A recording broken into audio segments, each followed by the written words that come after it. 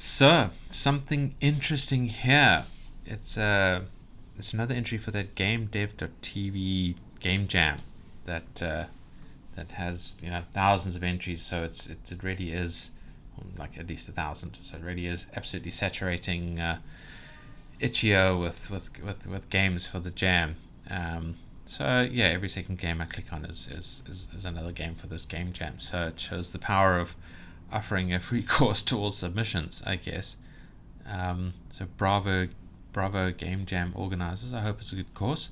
I hope everyone learns from it, and we're going to show that some of these game devs don't really need to learn that much. This game is called Hue and Conquer, and it is sort of like the Risk table game, only not quite. But it's where you have cells on a board and you try and take over those cells, and the number of cells that you have, the number of units on those cells, defines how many units you have to then attack the next cell, which I hope makes sense. So let's do a quick gameplay, and then we're going to talk quite quickly about my critique for it, and we're going to see where this leads us. So, brief look at the settings page. Change the music volume. I've turned the music off. The music was alright. Sound effects are up. You can change your hue, which is the color that you are placing down. I've sort of gone with this kind of blue. I don't know if it's a particularly good blue, but I'm not good at picking colors in a gradient. And there's credits as well, and some links to have a look at other games that I might have a look at in future episodes. And then we can okay, so this is our main sort of game overview page.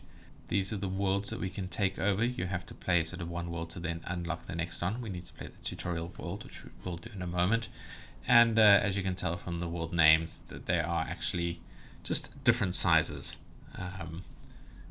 And I think the computer enemy's aggression gets more and more aggressive and more optimal in the way it plays as you go into the bigger and bigger worlds. So let's jump in. We'll show you the gameplay. It's in the tutorial world.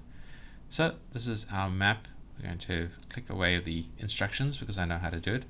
Having a look at the game screen. That bloop is the timer that comes down. And every time that timer goes down to 0, we get more units based on the number of units that we have on the map. We currently have 10 units, and then we have 12 because we have 2, and every time the timer counts down we get a unit per unit. This is the click multiplier, which is an interesting mechanism. So if I've got this on 1%, so if I click on a tile, it'll place 1% of the units that I have, rounding up to a solid number. So I've clicked on there, I've got put 1 unit down. Now I should be getting 3 each turn because I now have 3 units down. If I click another one there, I'm now getting 4 because I have 4 units on the board. If I click up, say, the 20%, so now I'm putting 20% of my stored units down, which is 6. So I'll click it up at 6, and click there. It'll now be 7 because we've gone up to 38.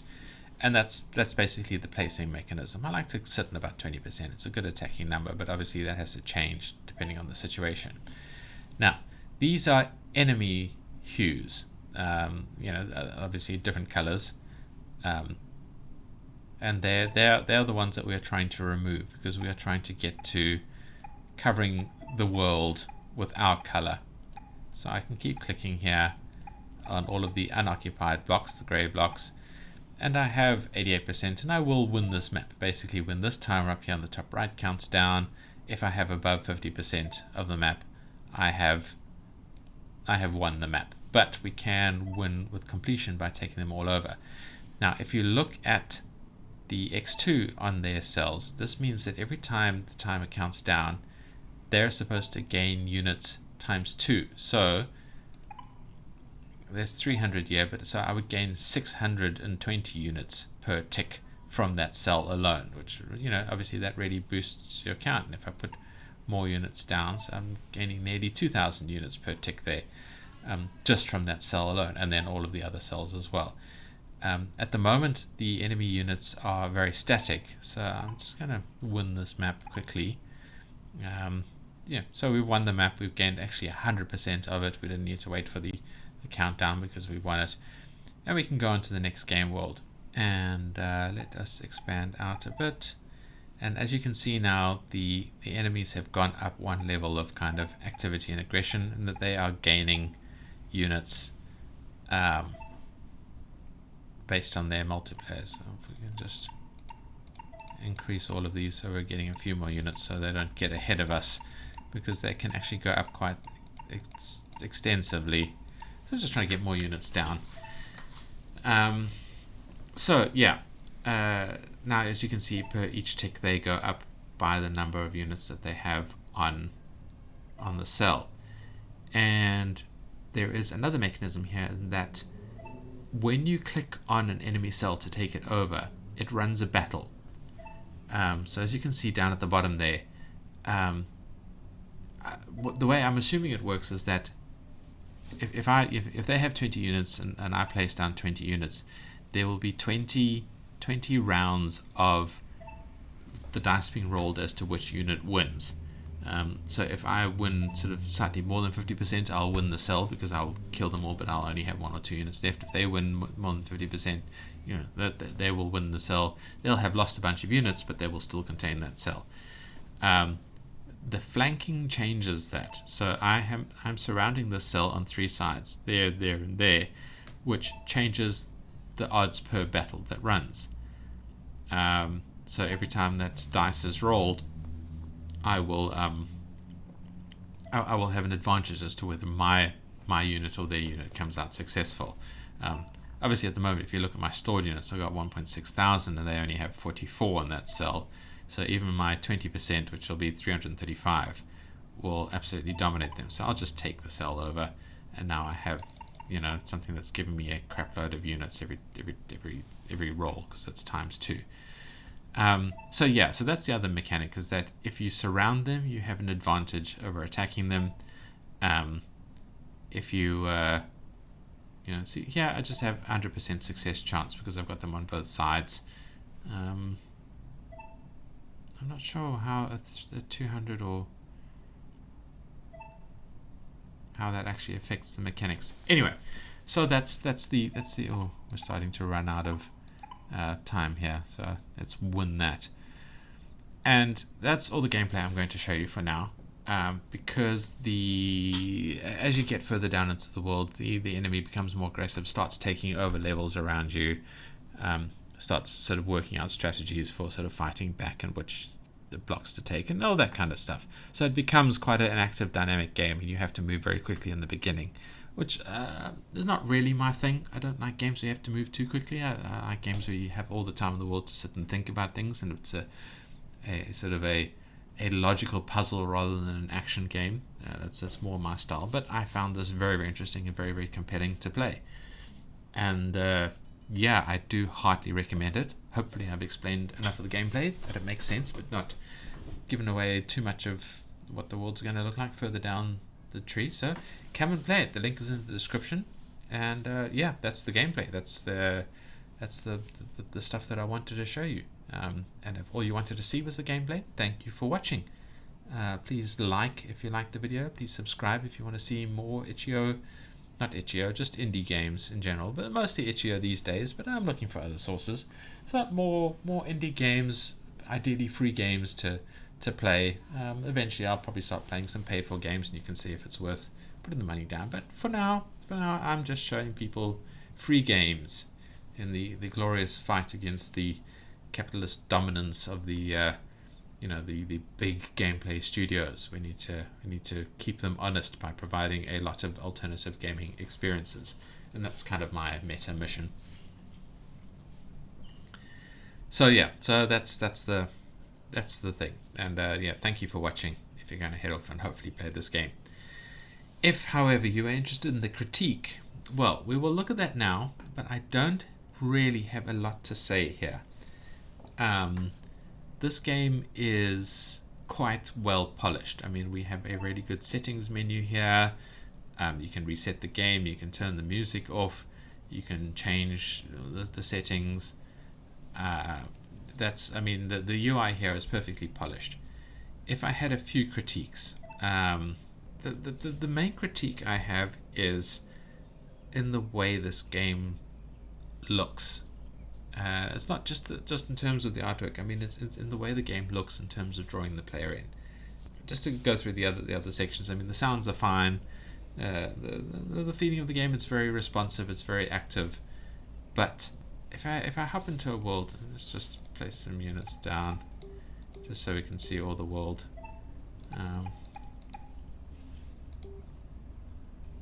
Okay, this is one of the expandy ones.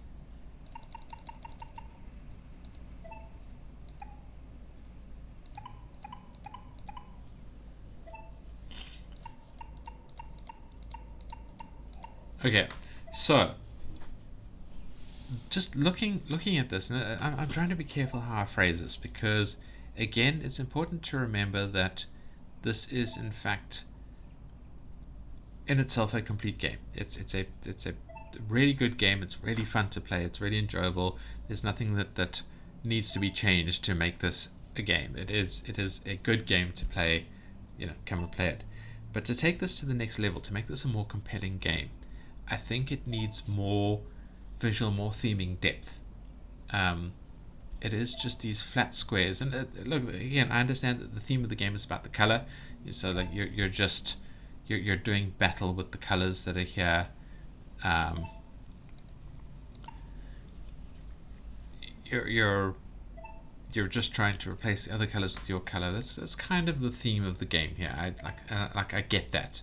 I understand where this game is going.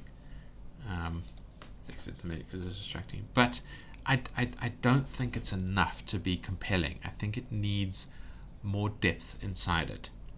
It needs more of I'm trying to avoid the word storyline, because it's not an accurate description, but it kind of does describe it in a way. It needs more than just clicking numbers on a grid. It needs a reason to care about the colors. Where is the theming taking us in terms of how these colors work? Where is who are the hue? Why am I spreading the hue? How does this actually, what are the mechanics here? Is kind of where I'm going there. So the squares need a bit of texture to them. The buttons need some depth. Just something to make it more obvious that you're interacting with something rather than just looking at this absolutely flat screen. Everything is just too flat and two-dimensional. That they're just squares that you click on, and while I find the sort of the game puzzle and the game play interesting, the game experience is missing a lot in terms of the way it looks for me. And again, this is within the context of this is a perfectly good, functional, enjoyable game. It doesn't really need any changes, I don't think, just a little bit of tidying here and there. But if I wanted to take it to the next level, to show more of the game experience, to make more people, a wider grouping of people want to play it, I think the UI needs more depth. And along those lines, obviously, I think the text needs to be changed. Everything is great. The everything fits. Everything is legible and readable. But it's just this screen, for example, is too much. There's just too much on here. You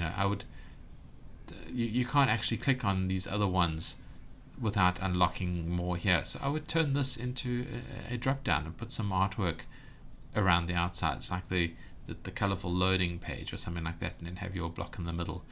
And just turn this into a drop down. Don't have this much text on the screen. Don't have this massive text on the screen. Make it more interesting by giving it some kind of backing. I suppose the team needs an artist to do that, and I'm not sure if the team has an artist. If we escape out, were there some credits on here? No, there was no visual effects being credited. Go back to the game and look at the thing here. Okay, so it's solo. It's just Peter Morgan, and I mean that makes sense if you're not an artist. Obviously, this is a really good game to make, but I think post Game Jam, if we want to take this game to the next level, I think this really does need a lot more theming and artwork and cleaning up of the UI in terms of removing large chunks of the text. This is, and I'm someone who loves to read, and I like the fact that there's a lot telling me everything here. But even when I open this page, I just get the too much is going on here. What is happening? What's going on? Get rid of all of this out of my head. This needs to be represented more visually, more thematically with the text. So more kind of visual depth to make the experience more interesting, more what is the word? More texture, I suppose, is a weird way to phrase it. Just something that is not just flat square blocks, and yeah, just get rid of text on the screen, and let let just the necessary text be visible. I suppose that's kind of the lesson that I'm working towards. The game design idea. I mean, like this should be also a drop down. Don't make it one huge block of text on the thing here. Make it a gradient or something like that. Just make this smaller. And this, I mean, this is obviously, I suppose, part of the tutorial. I don't know, is it? I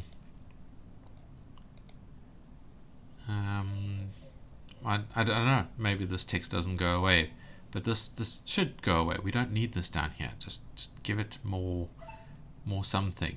In fact, maybe move this stuff down to the bottom and just have it just the bottom and just have the grid in the center. I don't know. Something along those lines. Oh dear.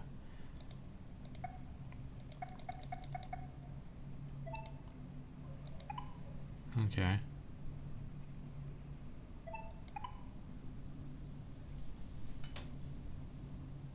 I'm being distracted by the game, and you can always tell that's what makes it a good game, is that if it's distracting, enough to pull you into it.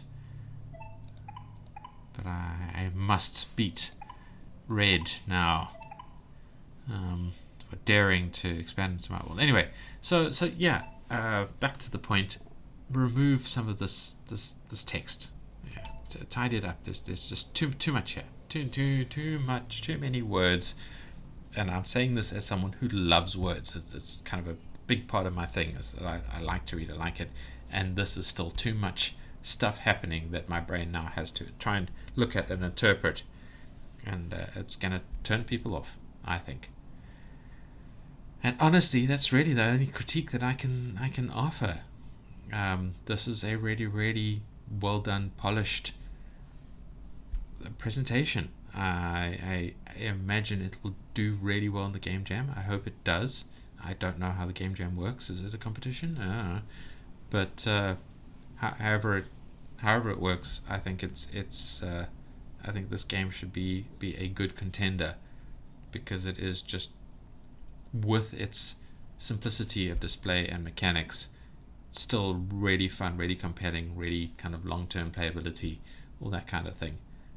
I just think it could be a whole new level of better with the UI made cleaner.